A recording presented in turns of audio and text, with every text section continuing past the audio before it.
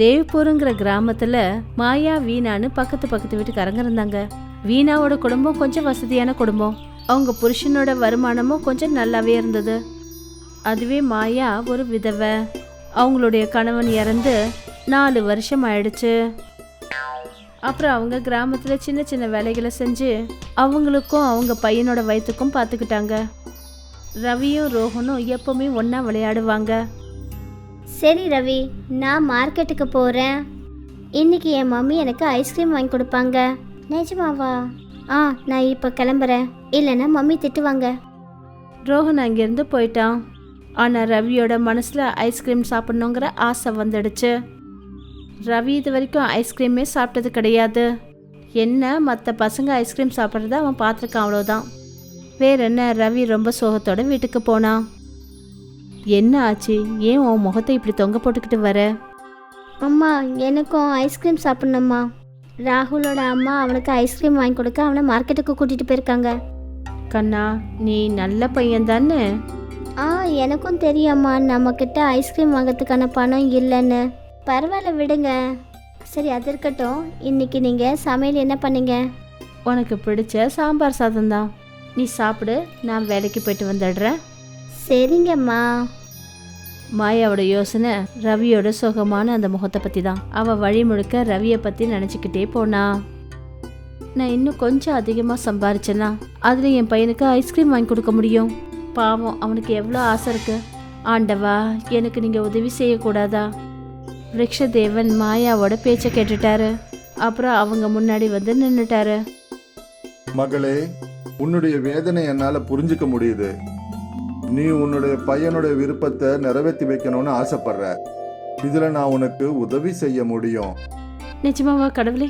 உங்களால் எனக்கு உதவி செய்ய முடியுமா? உண்மையாகவே என் பையனால் ஐஸ்கிரீம் சாப்பிட முடியுமா? இந்தா. விருக்ஷதேவன் மாயா கையில் கொஞ்சம் விதைகளை கொடுத்தாரு. இதை நீ உன் தோட்டத்தில் புதைச்சி வை. மறுநாள் இதில் வளர்ற செடிகளில் ஐஸ்கிரீம் தொங்கிக்கிட்டு இருக்கோம். என்ன, ஐஸ்கிரீம் செடிகளா? ஆமா. மாயா விருக்ஷதேவன் கிட்ட ஆசீர்வாதம் வாங்கினா. அவ அந்த மாய விதைகளை வாங்கிக்கிட்டு வீட்டுக்கு வந்தா. வீட்டுக்கு வெளியில ஒரு சின்னதா தோட்டம் இருந்தது. மாயா எல்லா விதைகளையும் அந்த தோட்டத்துல புதைச்சா. அம்மா, நீங்கள் என்னம்மா பண்ணிக்கிட்டு இருக்கீங்க? நான் ஐஸ்கிரீம் செடிகளோட விதைகளை விதைக்கிறேன். என்ன, ஐஸ்கிரீம் செடிகளா? ஆமாப்பா கண்ணா. விருக்ஷதேவன் அவரே வந்து இந்த மாய விதைகளை கொடுத்தாரு. உண்மையாவே இதில் ஐஸ்கிரீம் வளருமாம்மா? ஆமாப்பா. வாவ்! அப்படின்னா இனிமேல் நம்மளால் ஐஸ்கிரீம் சாப்பிடவும் முடியும், அதை வியாபாரம் பண்ணவும் முடியும். நான் இதை பற்றி கொஞ்சம் கூட யோசிக்கவே இல்லை. நாம் நிறைய ஐஸ்கிரீம்களை எடுத்து விற்றோம்னா அப்புறம் நமக்கு நிறைய பணம் கிடைக்கும். அப்புறம் நான் கிராமத்தில் வேலைக்கு போக வேண்டிய அவசியமே இருக்காது.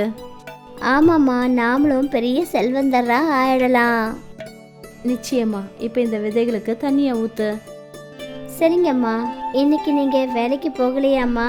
இல்லைப்பா கண்ணா, நாளைக்கு நமக்கு சொந்தமாக ஐஸ்கிரீம் தோட்டம் ஒன்று இருக்கும்.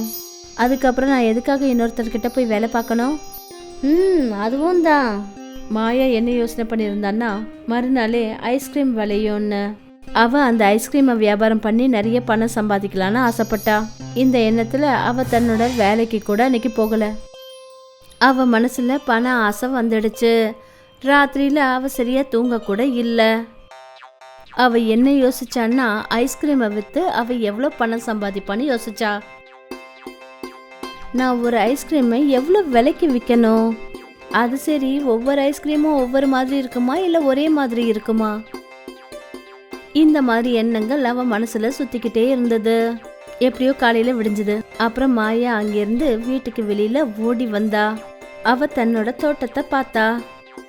அந்த இடத்துல எதுவுமே வளரல. அட, என்ன இது? அந்த விருக்ஷதேவன் சொன்னாரே இது ஒரு மாய விதைன்னு, அது மூலமா ஒரே நல்ல ஐஸ்கிரீமோட மரங்கள் வளரும். ஆனா அந்த மாதிரி எதுவும் நடக்கலையே. மாயாவுக்கு ரொம்ப வேதனையாயிடுச்சு. ரவியும் வீட்டுக்கு வெளியில வந்தான். இப்ப அவனோட முகமும் ரொம்ப சோகமாயிடுச்சு. மாயா தான் பையன் ரவியோட கையை பிடிச்சா. அவனை கூட்டிக்கிட்டு அங்கிருந்து புறப்பட்டு போனான். அவ அதே மரத்துக்கிட்ட வந்தா. விருக்ஷதேவா, விருக்ஷதேவா. விருக்ஷதேவனும் தோன்றினாரு. ஆமா, என்னாச்சு மகளே? நீ ஏன் இவ்வளோ கோவமா இருக்க? நேத்து நீங்க என்கிட்ட மாய ஐஸ்கிரீம் விதைகளை கொடுத்தீங்க. அப்புறம் என்ன சொன்னீங்க? ஒரே நாள்ல அது வளர்ந்துடணும்னு சொன்னீங்க. ஆனா அந்த விதைகள்ல எதுவுமே வளரலையே. அது எப்படி நடக்க வாய்ப்பு இருக்கு? மகளே, நீ என்ன பண்ணன்னு என்கிட்ட நீ சொல்ல முடியுமா? நான் அந்த விதைகளை என்னுடைய சின்ன தோட்டத்துல விதைச்சேன். அப்புறம் அதுக்கு தண்ணீரையும் ஊத்தினேன். அப்படியும் வளரலையா? ஆச்சரியமா இருக்கே. சரி விடு, இந்த புது விதைகளை வச்சுக்கோ. இந்த முறை நிச்சயமா செடியில ஐஸ்கிரீம் வளரும். மாயா அந்த மாய விதைகளை வாங்கிக்கிட்டு அவளோட வீட்டை நோக்கி போனா. மறுபடியும் ஒரு முறை அவளோட தோட்டத்துல அந்த விதைகளை விதைச்சா. அப்புறம் அதுக்கு தண்ணியை ஊத்தினா. அப்புறம் அவ அதுக்காக காத்துட்டு இருந்தா. மறுநாள் காலையில கூட அங்க எந்த ஒரு செடியும் வளரல. இத பார்த்ததும் மாயாவுக்கு கோவம் வந்துடுச்சு. அப்புறம் கோவத்துல அவ விருட்சதேவன் மரத்துக்கிட்ட போனா. அப்புறம் அங்க போனதுமே அவ அழுது சத்தம் போட ஆரம்பிச்சா.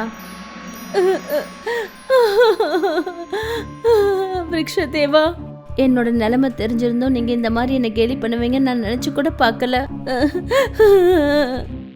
மகளே, நான் உன்னை எந்த ஒரு வகையிலையும் கேலி பண்ணல. நான் உனக்கு உதவி செய்யலாம்னு நினைச்சுதான் அந்த மாய விதைகளை உங்ககிட்ட கொடுத்து அனுப்பினேன்.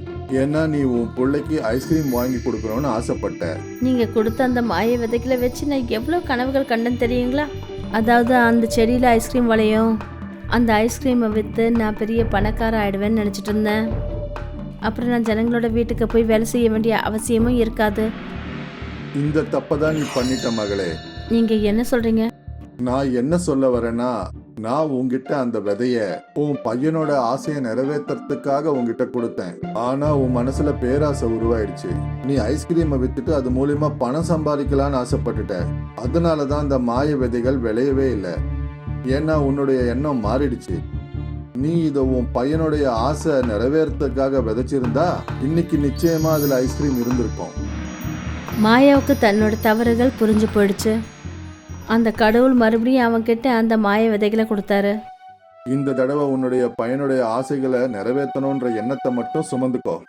பேராசையை விட்டு விலகி இரு மகளே. மாயா அந்த விதைகளை எடுத்துக்கிட்டு வீட்டுக்கு வந்தா. அவ விதைய விதைச்சிட்டா. ஆனா இன்னைக்கு அவளோட மனசுல எந்த விதமான ஆசைகளும் இல்லை. அவ தன்னோட பையன் ஐஸ்கிரீம் சாப்பிட்றத பார்க்கணுன்னு மட்டும்தான் ஆசைப்பட்டா. மறுநாள் காலையில ரவி வீட்டுக்கு வெளியில போனாரு. அவன் அங்க இருக்கிற காட்சியை பார்த்து ரொம்ப ஆச்சரியப்பட்டான். அம்மா அம்மா, இங்க பாருங்க, ஐஸ்கிரீம் விளைஞ்சிடுச்சு. மாயாவும் ரொம்ப ஆர்வத்தோட வீட்டை விட்டு வெளியே வந்தா. அப்புறம் அவ கவனிச்சா, அதாவது ஒரு செடியில மட்டும் இல்லை, எல்லா செடிகள்லயும் ஐஸ்கிரீம் இருந்தது. அப்புறம் இன்னும் நிறைய பசங்க அந்த செடியை பார்த்து பேராசைப்பட ஆரம்பிச்சாங்க. பசங்களா, உங்களால இந்த ஐஸ்கிரீமை பறிக்க முடியும். ஏழை குழந்தைங்களும் ரவியும் சேர்ந்து அந்த ஐஸ்கிரீமை பறிச்சாங்க. அப்புறம் சாப்பிட ஆரம்பிச்சாங்க. எல்லாரோட முகத்துலயும் அந்த சந்தோஷத்தை பார்த்ததும் மாயா தன்னோட தவறுகளை உணர ஆரம்பிச்சா. ஐஸ்கிரீமை பறிச்சு வித்திருந்தா பணம் மட்டும்தான் கிடைச்சிருந்திருக்கும். ஆனா இந்த சந்தோஷம் கிடைக்காதே. நன்றி விருட்சதேவா. இந்த ஐஸ்கிரீம் செடிகளுக்கும் தான் பணம் தான் வாழ்க்கைன்னு நினைக்க கூடாதுங்கிறத புரிய வச்சிங்க. பேராசைப்பட இருந்த என்ன காப்பாத்திட்டீங்க. மாயாவும் ஒரு ஐஸ்கிரீமை பறிச்சுக்கிட்டா. அப்புறம் அம்மாவும் பையனும் ரொம்ப ஆசையோட அந்த ஐஸ்கிரீமை சாப்பிட்டாங்க. அப்புறம் அவங்க எல்லாருக்கும் ஐஸ்கிரீமை ஃப்ரீயாக கொடுத்தாங்க. இந்த வெயில் காலத்தில் ஜனங்களுக்கு ஐஸ்கிரீம் ஒரு பெரிய சந்தோஷத்தை கொடுக்குதுன்னு சொல்லலாம். மாயா தன்னோட வேலையை மறுபடியும் பார்க்க ஆரம்பிச்சிட்டா. இன்னைக்கு அவள் வேலைக்காரியாக இருக்கலாம். ஆனால் மனசளவில் அவள் பெரிய பணக்காரி ஆயிட்டா. அவள் சந்தோஷத்தை பகிர்ந்துக்கிறதுக்கு கற்றுக்கிட்டா. ஒரு கிராமத்துல மோகன் பேர் கொண்ட ரொம்பவே எளிமையான அப்புறம் நேர்மையான ஒரு மனுஷன் இருந்தாரு. மோகனோட அப்பா அம்மா 2 பேருமே அவருடைய சின்ன வயசுல இறந்துட்டாங்க. அம்மா அப்பா இறந்து போனதுக்கு அப்புறமா மோகன் இப்ப தன்னை மாதிரி இருக்கிற ஆளுங்க கிட்ட பேச ஆரம்பிச்சாரு. அவருக்குள்ள ஏற்பட்ட இந்த மாற்றத்தை கிராமத்தை சேர்ந்தவங்க எல்லாரும் உணர ஆரம்பிச்சாங்க.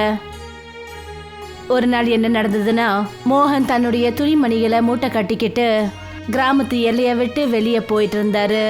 அப்பதான் அந்த கிராமத்தோட தலைவர் மோகன் போகிறத பார்த்துட்டு அவர்கிட்ட என்ன சொன்னாருன்னா, என்ன விஷயம் மோகன், ஒரு மூட்டை எடுத்துக்கிட்டு எங்க போயிட்டு இருக்க? தலைவரே, இப்போ என்னோட வீட்டில் எனக்கு நிம்மதியாவே இல்லை. ஏன் அப்படி சொல்ற? உன்னோட வீட்டில் உன்னோட சின்ன வயசு ஞாபகம்லாம் இருக்கும்ல. அந்த வீட்டில் உன்னோட அப்பா அம்மாவோட ஞாபகங்களும் இருக்குன்றத மறந்துடாத. அவங்க இப்போ இந்த உலகத்துலேயும் இல்லை.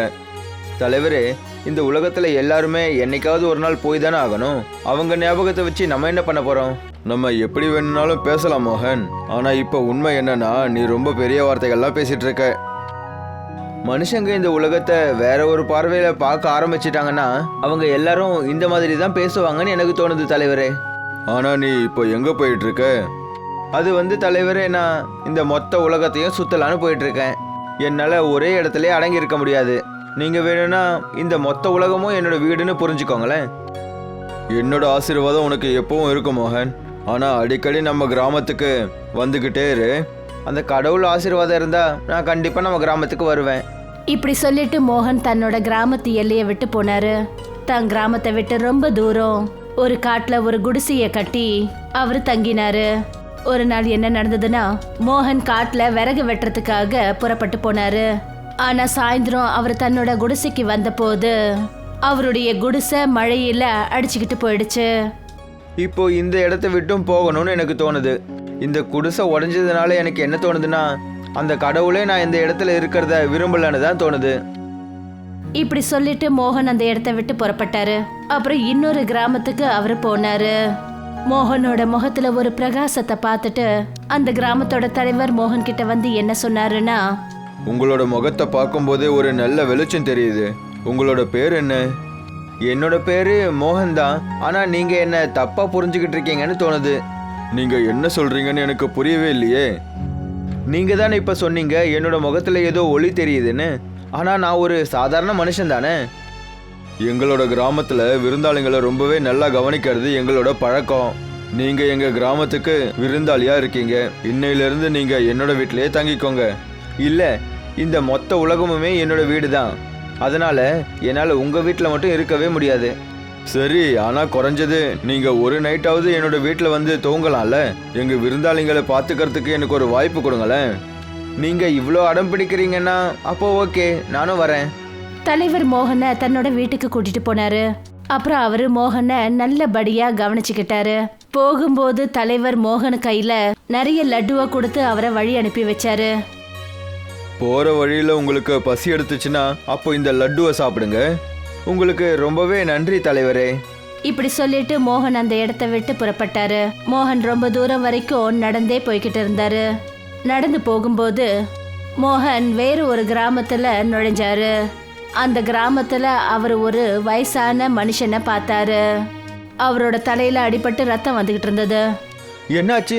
உங்களோட தலையில இருந்து ஏன் ரத்தம் வந்துட்டு இருக்கு? நீங்க நல்லா இருக்கீங்களா? நீ யாருப்பா? இந்த கிராமத்து ஆளு மாதிரி தெரியலையே. ஆமா ஐயா, நான் இந்த கிராமத்து ஆளு இல்லை. ஆனா நீங்க உங்க தலையில இருந்து ஏன் ரத்தம் வருதுன்னு சொல்லவே இல்லையே. நான் 3 நாளா பசியோட இருக்கேன்ப்பா. பசியால என்னோட உடம்பு ரொம்ப மோசமாயிடுச்சு. என்னால கொஞ்சம் கூட பேசவே முடியல. என்கிட்ட இந்த லட்டு மட்டும்தான் இருக்கு ஐயா. முதல்ல இதை சாப்பிடுங்க. முதல் வேலையா உங்களோட பசியை நீங்க போக்கிக்கோங்க. என்னால சாப்பிட முடியாது. ஏன் சாப்பிட முடியாது? நீ குடுக்கிற லட்டுவை நான் மட்டும் சாப்பிட்டேன்னா சௌத்ரியோட ஆளுங்க உன்னை வந்து பயங்கரமா அடிப்பாங்க. என்னோட காரணம் வச்சு நீ அடி வாங்குறத என்னால எப்பவுமே ஏத்துக்க முடியாதுப்பா. அவங்களால என்னை எதுவும் பண்ண முடியாது. நீங்க எதை பத்தியும் யோசிக்காம உங்களோட பசியை போக்குங்க. உங்களுக்கு இந்த நேரத்துல சாப்பாடு தான் ரொம்பவே முக்கியம். உனக்கு ரொம்ப ரொம்ப நன்றிப்பா. ஏன்னா 3 நாளா நான் இந்த கிராமத்து ஆளுங்க கிட்ட சாப்பாடு கேட்டுக்கிட்டு இருக்கேன். ஆனா யாருமே எனக்கு 2 ரொட்டி கூட கொடுக்கல. இப்போவாவது சொல்லுங்க, உங்களோட தலையில ஏன் ரத்தம் வந்துட்டு இருக்கு?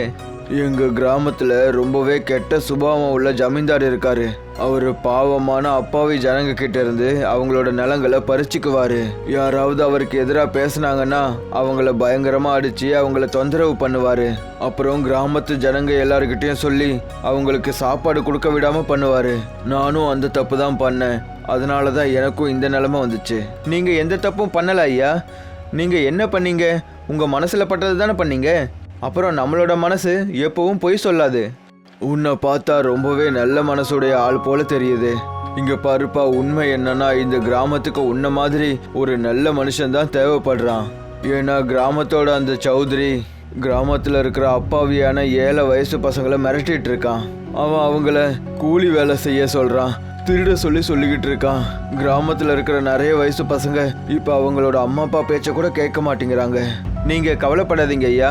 நான் அவங்க எல்லாரையும் மாத்துறதுக்கு என்னோட முழு முயற்சி பண்றேன். மோகன் அவர்கிட்ட இவ்வளவுதான் சொன்னாரு. அப்பதான் சௌத்ரியோட சில ரவுடி ஆட்கள் அந்த இடத்துக்கு வந்துட்டாங்க. அப்புறம் அந்த வயசான மனுஷரோட கையில லட்டுவை பார்த்துட்டு கோவத்துல அவங்களோட கண்கள் சிவந்து போச்சு. அந்த கூட்டத்தை சேர்ந்த ஒரு ஆளு பேரு பல்லி. அவன் ஜமீன்தாருக்கு ரொம்ப நெருக்கமான ஒரு மனுஷன். கோவத்துல மோகனை பார்த்துட்டு என்ன சொன்னான்னா, இந்த கிழவனுக்கு லட்டை யாரு கொடுத்தது? இவருக்கு லட்டை நான் தான் கொடுத்தேன். உங்களுக்கு யார்கிட்ட எப்படி பேசணும்னு மரியாதையே தெரியாதா? இவர் வயசுல உங்களை விட எவ்வளோ பெரியவர். உங்களோட அப்பா வயசு ஆகுது. உங்களுக்கு இவர்கிட்ட இந்த மாதிரி மரியாதை இல்லாம பேசுறோன்னு கொஞ்சம் கூட வெக்கமா இல்லை? வெக்கப்பட்டு பேசினா சாதிக்கவே முடியாது. இந்த விஷயத்த நீ கேள்விப்பட்டது இல்லையா? இல்லை, நான் என்ன கேள்விப்பட்டேன்னா, மரியாதை கொடுத்தாதான் நல்லது நடக்கும். நான் எப்பவும் நல்லதாக தான் பேசுவேன், நல்லதே பார்ப்பேன். அப்படின்னா கெட்ட விஷயம் எப்படி இருக்கும்னு இன்னைக்கு நான் உனக்கு சொல்கிறேன். இப்படி சொல்லிட்டு அந்த பல்லி மோகனை கன்னத்துல ஓங்கி ஒரு அறை அரைஞ்சான். அறைய வாங்கிக்கிட்டு மோகன் சிரிச்சாரு. பல்லி இன்னொரு கன்னத்துலயும் இன்னொரு ஒரு அறை அரைஞ்சான். இன்னொரு அறைய வாங்கிக்கிட்டு கூட மோகன் சிரிக்க ஆரம்பிச்சாரு. மோகன் சிரிச்சுக்கிட்டே இருந்தாரு. பல்லி ரொம்ப கோவப்பட்டு மோகனோட கன்னத்துல விடாம அரைஞ்சுக்கிட்டே இருந்தான். அட, உன்னை என்ன மண்ணில் செஞ்சுருக்காங்க? நான் உன்னை இவ்வளோ பயங்கரமாக அடிக்கிறேன், இருந்தாலும் நீ இப்படி சிரிச்சுக்கிட்டே பேசிக்கிட்டு இருக்க. உனக்கு கோபமே வரலையா? இந்த கிராமத்தில் நீங்கள் எப்படி எனக்கு அறைய பரிசாக கொடுக்குறீங்களோ அதே மாதிரி தான் நான் போன கிராமத்துக்கு போனப்போ எனக்கு சாப்பிட்றதுக்கு இந்த லட்டு கிடைச்சிது. கோவத்துக்கு எதிராக கோவம் தான் இருக்கணும்னு இல்லை, கோவம் எப்பவுமே பாசத்துக்கு கீழே தான் இருக்கணும்னு புரிஞ்சுக்கோங்க. மோகன் சொன்னதை கேட்டுட்டு பல்லிக்கு என்ன ஆச்சுன்னே தெரியல. அவன் அந்த இடத்த விட்டு போயிட்டான். அந்த வயசான மனிதர் மோகனத்தா கூட தன்னோட வீட்டுக்கு கூட்டிக்கிட்டு வந்தாரு. நீங்க உங்க வீட்டில் தனியாக தான் இருக்கீங்களா ஐயா? ஆமாப்பா, ஆனா நான் எப்பவும் தனியா இல்லை. சில வருஷங்களுக்கு முன்னாடி என்னோட மனைவியும் என் கூட இருந்தா. அவ கொஞ்ச நாளுக்கு முன்னாடி இறந்து போயிட்டா. அவ போனதுக்கு அப்புறம் என்னோட ஒரே ஒரு மகளும் என் கூட தான் இருந்தா. ஆனா சில வருஷங்களுக்கு முன்னாடி அவளும் என்னை விட்டுட்டு சிட்டியில போய் வேலை பார்க்கறதுக்காக போயிட்டா. இன்னையிலிருந்து நீங்க என்ன உங்களோட மகனாவே நினைச்சுக்கோங்க. ஆனா எனக்கு ஒரு விஷயம் புரியவே மாட்டேங்குதுப்பா. அந்த பல்லி உன்னை பயங்கரமா அரைஞ்சிட்டான். உன்னால முடிஞ்சிருந்தா நீ அவனை அடிச்சிருக்கலாமே. நீ எதுக்காகப்பா அவனை அடிக்கவே இல்லை? ஒருவேளை நான் அவன் மேலே கோவப்பட்டிருந்தா அவனுக்குள்ள இருக்கிற கோவம் இன்னமும் அதிகமாயிருக்கும். கோவம் தான் ஒரு மனுஷனுக்கு இருக்கிறதுலே ரொம்ப பெரிய எதிரி ஐயா. கோவம் பழி வாங்கணுன்ற உணர்வை தான் தூண்டும். அப்புறம் மனுஷனிலிருந்து மிருகமாயிடுவான். ஆனால் நீங்களே பார்த்தீங்கல்ல, நான் அவன் மேலே கோவப்படாத காரணத்தினால அவன் அமைதியாக அந்த இடத்த விட்டு போயிட்டான்ல. நீங்கள் அவன் அங்கேருந்து போனதை மட்டும்தான் பார்த்தீங்க. ஆனால் அவன் போகும்போது அவனோட முகத்தில் இருக்கிற அந்த நல்ல சுபாவத்தை நான் பார்த்தேன். அதை நீங்கள் பார்த்துருக்க முடியாது. நீ பெரிய ஞானி போல பேசுகிறப்பா. நீ இந்த விஷயங்களை பேசும்போது எனக்கு என்ன தோணுதுன்னா, எப்பவும் நீ பேசுறத கேட்கணும் போல இருக்கு. அந்த வயசானவர் சொன்னதை கேட்டுட்டு மோகன் சிரிக்க ஆரம்பிச்சாரு. அந்த நாளைக்கு அப்புறமா மோகன் அந்த வயசான மனிதர் கூடவே இருக்க ஆரம்பிச்சாரு. கொஞ்ச நாளைக்கு அப்புறமா மோகன் ஒரு பாழடைஞ்ச மண்டபத்துக்கு போனாரு. அந்த இடத்துல தான் கிராமத்தை சேர்ந்த இளைஞர்கள் சூதாடிக்கிட்டு இருந்தாங்க. மோகனை பார்த்துட்டு அங்க இருந்த ஒரு இளைஞன் மோகன் கிட்ட என்ன சொன்னான்னா, நீ எதுக்கு இங்கே வந்த? நீயும் எங்கள் கூட சேர்ந்து சூதாடணுமா? இல்லை, ஆனால் நான் உங்ககிட்ட என்ன விஷயம் சொல்கிறதுக்காக வந்திருக்கேன்னா, இந்த சூதாட்டம் நல்ல பழக்கம் கிடையாது. இது ரொம்பவே கெட்ட பழக்கம். ஆனால் எங்களுக்கு இதை விளையாடும்போது ரொம்பவே சந்தோஷமாக இருக்கே. அப்புறம் நல்லா கஷ்டப்பட்டு உழைச்சா எங்களுக்கு இதுலேயே நிறைய பணம் கிடைச்சிக்கிட்டு இருக்கே. ஆனால் எப்போவாவது சூதாட்டத்தில் தோத்துட்டீங்கன்னா அதுக்கப்புறம் என்ன ஆகுது? இதை பற்றி எப்போவாது யோசிச்சிங்களா? அதுக்கப்புறம் எதுவும் நடக்காதே. நடக்குமே. அதுக்கப்புறம் உங்களோட மொத்த குடும்பமும் பசியோடு இருக்க வேண்டியது தான். உங்களோட அம்மாவும் அப்பாவும் அந்த சௌத்ரி கிட்ட இருந்து கடன் வாங்கிட்டு இருக்காங்க. அதே சௌத்ரி அவங்க எல்லாரும் அவமானப்படுத்தி அவங்க கிட்ட இருந்து கொடுமையான வட்டி வாங்குறான். அப்புறம் நீங்க எல்லாரும் விவசாயம் பண்ற உங்களோட நிலத்தை அவன் பறிச்சு ஏமாத்தி வாங்கிக்கிறான். இது எல்லாம் தெரிஞ்சும் நீங்க தெரியாத மாதிரியே குருடனா இருக்கீங்க. ஏன்னா சௌத்ரி உங்களை சூதாட்டத்தில் மயக்கி வச்சிருக்கான். இந்த சூதாட்டம் உங்களோட வாழ்க்கை லட்சியத்திலிருந்து உங்களை விலக்கி தான் வைக்கும். ஆனால் நீங்கள் இப்போவே இந்த சூதாட்டத்தை விட்டுட்டு உங்களோட வயலில் கஷ்டப்பட்டு உழைக்க ஆரம்பிச்சிங்கன்னு வச்சுக்கோங்களேன், நான் சொல்கிறது கண்டிப்பாக நடக்கும். கண்டிப்பாக சீக்கிரமாகவே ஒரு நாள் நீங்கள் எல்லாரும் அவனை விட பணக்காரங்களாயிடுவீங்க. இதை பற்றி நாங்கள் யோசிக்கவே இல்லையே. நாங்கள் உங்களுக்கு ப்ராமிஸ் பண்ணுறோம், இனிமேல் நாங்கள் எப்பவும் சூதாடவே மாட்டோம். உங்களுக்கு ரொம்ப ரொம்ப நன்றி. நீங்கள் எங்களுக்கு நல்ல வழி காட்டிட்டீங்க. அன்னையில இருந்து அந்த கிராமத்துல சூதாட்டம் ஆடுறது நின்று போச்சு. கிராமத்து ஜனங்கள்ல மாற்றம் ஏற்படுறத பார்த்துட்டு சௌத்ரிக்கு ரொம்பவே கவலை ஏற்பட ஆரம்பிச்சிருச்சு. அவர் ரொம்ப கோவப்பட்டு பல்லி கிட்ட என்ன சொன்னாருன்னா, இங்க என்னதான் நடந்துட்டு இருக்க பல்லி? கிராமத்துல இருக்கிற எல்லாருமே திருந்திட்டாங்கன்னா அப்புறம் நமக்கு பணமே கிடைக்காதே. இது எல்லாமே யார் பண்றான்னு எனக்கு தெரியும். யாரு? அவனை பத்தி என்கிட்ட சொல்லு. அவனோட பேரு மோகன். அவன் இந்த கிராமத்தால் இல்ல, எந்த கிராமத்துல இருந்து வந்திருக்கானு தெரியல. நீங்க ஒரு கிழவனை போட்டு பயங்கரமா அடிச்சிங்கல்ல, அவன் அந்த கிழவனோட வீட்டுல தான் இருக்கான். உனக்கு எல்லா விஷயமும் தெரிஞ்சிருந்தோம், நீ எதுக்காக அவனுக்கு போய் பாடம் கற்றுக் கொடுக்கல? நீங்க என்ன நினைக்கிறீங்க சௌத்ரி ஐயா? நான் அவனை அடிக்கலன்னு நினைக்கிறீங்களா? ஆனா விசித்திரமான விஷயம் என்னன்னா, நான் அவனை எவ்வளவுதான் அடிச்சாலும் அவன் என்னை பார்த்து சிரிச்சுக்கிட்டே தான் இருக்கான். அப்புறம் ஏன்னு தெரியல, எனக்கு மனசுக்குள்ள இருந்து அவனை பார்த்தா ரொம்பவே பாவமா இருந்துச்சு. உனக்கு மூளை குழம்பி போச்சுன்னு தான் தோணுது. சீக்கிரமா போய் கிராமத்துல எல்லா இடத்துலயும் அறிவிச்சிட்டு வா. கிராமத்துல இருக்கிற யாரும் அந்த கிழவனுக்கும் அப்புறம் அந்த மோகனுக்கும் சாப்பிட எதுவும் கொடுக்க கூடாதுன்னு சொல்லு. இல்லைன்னா சௌத்ரி அவங்கள பயங்கரமா அடிச்சு மோசமாக்கிடுவான்னு சொல்லு. அப்புறம் நம்ம ஆளுங்க கிட்ட சொல்லு, போய் அவங்கள பயங்கரமா அடிச்சு மோசமாக்க சொல்லு. நீயே பாரு, கொஞ்ச நாள்ல அவன் இந்த இடத்த விட்டே ஓடி போயிடுவான். சௌத்ரி சொன்னதை கேட்டுக்கிட்டு பல்லி அந்த இடத்த விட்டு போயிட்டான். அப்புறம் அவன் அதே மாதிரி செஞ்சான். அதாவது சௌத்ரி அவன்கிட்ட என்ன பண்ண சொல்லி சொன்னாரோ அதேதான். அந்த நாளைக்கு அப்புறமா மோகன் அப்புறம் அந்த வயசான மனுஷனுக்கு ரேஷன் சாமான் கிடைக்கிறது நின்று போச்சு. பயத்துல அந்த கிராமத்தை சேர்ந்த எந்த ஒரு ஆளும் அவங்க 2 பேருக்கும் அவங்க வீட்டுல இருந்து ஒரு துளி தண்ணி கூட கொடுக்கல. இது எல்லாத்தையும் பார்த்துட்டு அந்த வயசான மனிதர் மோகன் கிட்ட என்ன சொன்னாருன்னா, நான் எந்த விஷயத்தை பத்தி பயந்தனோ அதே தான்ப்பா நடந்திருக்கு. நீ எதுக்காக இந்த இடத்த விட்டு போக மாட்ற? நீங்க கவலைப்படாதீங்க ஐயா, நானும் பார்க்குறேன் இன்னும் எவ்வளோ நாளைக்கு தான் அந்த சௌத்ரியால இந்த மாதிரி மோசமாக நடக்க முடியும்னு. ஆனால் அவரால் என்ன தோக்கடிக்க முடியாது, அவரே தான் தோத்து போக போறாரு. இங்க பாருப்பா, உனக்கு சௌத்ரியை பத்தி தெரியாது. அவன் ரொம்பவே மோசமான மனுஷன். அவர் எவ்வளோ பெரிய மோசமானவராக இருந்தாலும் சரி, உண்மைக்கு முன்னாடி அவர் பயந்து தானே ஆகணும். அவர் இந்த மாதிரி எல்லாம் நடந்துக்கிற காரணத்தால என்னால் உண்மையை விட்டு கொடுக்க முடியாது. நான் கிராமத்தில் இருக்கிறவங்கள நல்லபடியாக திருத்துற வேலையை எப்பவும் விட மாட்டேன். இந்த கிராமத்தில் இருக்கிற எல்லாரும் முழுசா திருந்தி நல்லா வர வரைக்கும் இந்த காரணத்துக்காக நான் எவ்வளோ கஷ்டத்தை வேணாலும் தாங்கிக்கிறதுக்கு தயாரா இருக்கேன் ஐயா. மோகன் அந்த கிராமத்தை சேர்ந்த அப்பாவி மக்களுக்கு அறிவுரை சொல்றதை நிறுத்தவே இல்லை. இது எல்லாத்தையும் பார்த்துட்டு சௌத்ரி தன்னோட நிலைமையை இழந்து நின்னாரு. அப்புறம் ஒரு நாள் அவர் ரொம்பவே கோவப்பட்டு தன்னோட ஆட்கள் கிட்ட சொல்லி மோகனை தன்னோட இடத்துக்கு தூக்கிட்டு வர வச்சாரு. எனக்கு என்ன தோணுதுன்னா, என் முன்னாடி ஏதோ சாது வந்திருக்க மாதிரி இருக்கு. ஆனா நீங்க எல்லாரும் வயசு பசங்க. உங்களோட வயசு சந்தோஷமா இருக்க வேண்டிய வயசு.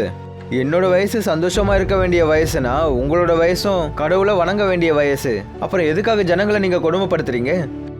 எனக்கு என்னவோ நீ சாமியாராக போகிறன்னு தோணுது. சாமியார் ஆகணுங்கிற ஆசையில தான் நீ இவ்வளோ அமைதியா பேசிக்கிட்டு இருக்க. நான் சாமியார் ஆகணும்னு ஆசைப்பட்டு இருந்தேன்னா இவ்வளோ நாளைக்கு பசியோடவும் தாகத்தோடவும் இருக்க மாட்டேனே. என்னோட துணியோட மூட்டையை எடுத்துக்கிட்டு இங்கேருந்து எப்போ போயிருப்பேன். எனக்கு உன்னை பற்றி எல்லாமே தெரியும். என்னை பற்றி உனக்கு என்ன தெரியும்? நீ இந்த கிராமத்தாலே கிடையாது. நான் இந்த கிராமத்தால் இல்லை, ஆனால் நான் இந்த கிராமத்தில் வந்து தங்கி ரொம்ப நாள் ஆகுது தெரியும்ல. உங்களுக்கு ஒரு பையன் இருந்தான்னு எனக்கு தெரியும். அவன் ஒரு ரோடு ஆக்சிடெண்ட்டில் இறந்துட்டான். நீங்கள் அந்த ஆக்சிடெண்ட்லேருந்து சில விஷயங்களை கற்றுக்கணும். நீங்கள் நிறைய பேரை பயங்கரமாக கொடுமைப்படுத்திருக்கீங்கன்னு யோசிங்க. கடவுள் நினச்சாருன்னா ஏதாவது ஒரு ட்ரக் உங்களை மோதிட்டு நிற்காம போயிடும். அப்புறம் நீங்கள் சேர்த்து வச்சிருக்கிற எல்லா சொத்தும் இதே இடத்துல தானே இருக்க போகுது. உங்களால் ₹1 கூட எடுத்துகிட்டு போக முடியாது. அப்புறம் எதுக்காக இதெல்லாம்? நீங்கள் இங்கேருந்து போனதுக்கப்புறம் கடவுள்கிட்ட தானே போகணும். கொஞ்சம் யோசிங்க சௌத்ரி. உங்களை மாதிரி ஒரு மோசமான ஆளுக்காக கிராமத்து ஜனங்க எப்பவும் பாவம் பார்க்க மாட்டாங்க. ஜனங்க எல்லாரும் உங்கள் மேலே கோபமாக இருக்காங்க, அதுவும் உங்களோட சுபாவத்தால். ஏதாவது பண்ணணும்னா நல்ல விஷயம் பண்ணுங்களேன். ஜனங்க எல்லாரும் உங்களை பாராட்டுவாங்க. அதுக்கு பதிலாக நீங்கள் என்ன பண்ணிட்டு இருக்கீங்கன்னா உங்களை பற்றி எதிர்காலத்தில் யாரும் நல்லதாக பேச மாட்டாங்க. மோகன் சொன்னதை கேட்டுட்டு சௌத்ரியோட மனசுல அப்படி என்ன மாற்றம் ஏற்பட்டுச்சோ தெரியல. சௌத்ரி திருந்துட்டாரு. மோகனை பார்த்துட்டு என்ன சொன்னாருன்னா, என்னை மன்னிச்சிடுப்பா, நான் ரொம்ப பெரிய தப்பு பண்ணிட்டேன். இது வரைக்கும் நான் எவ்வளோ நிலங்களை ஏமாத்தி இருக்கனோ அந்த எல்லா நிலத்தையும் நான் திரும்ப கொடுத்துடுறேன். அப்புறம் இன்னையிலேருந்து நான் அந்த ஈஸ்வரனுக்கு பூஜை பண்ணுவேன். இன்னிலேருந்து நீ என்னோட அரண்மனையிலே தங்கிடு. இல்லை சௌத்ரி ஐயா, நான் இப்போ போகிறதுக்கான நேரம் வந்துடுச்சு. எனக்கு என்னோட வாழ்க்கையோட லட்சியம் கிடைச்சிருச்சு. இப்போ நான் எல்லா கிராமத்துக்கும் போய் ஜனங்களை நல்லபடியாக மாற்றணும். கடவுள் கண்டிப்பா உனக்கு இந்த வேலையில வெற்றியை கொடுப்பாரு. உனக்கு ஒன்று தெரியுமா? உனக்கு கிடைச்சிருக்கிற இந்த விஷயம் வரம்னு சொல்லுவாங்க. அது எப்படின்னா, ஈஸ்வரன் புத்தருக்கு வரம் கொடுத்தாருல்ல, நீயும் அதே மாதிரி தானே உன்னோட லட்சியத்தை நோக்கி போய்கிட்டு இருக்க. உனக்கும் கண்டிப்பா அதுல வெற்றி கிடைக்கும். சௌத்ரி சொன்னதை கேட்டுட்டு மோகன் சிரிச்சுக்கிட்டு அந்த கிராமத்தை விட்டு அங்கிருந்து புறப்பட்டு போனாரு. அநேகமா சௌத்ரி சொன்னது உண்மைதான் போல இருக்கு.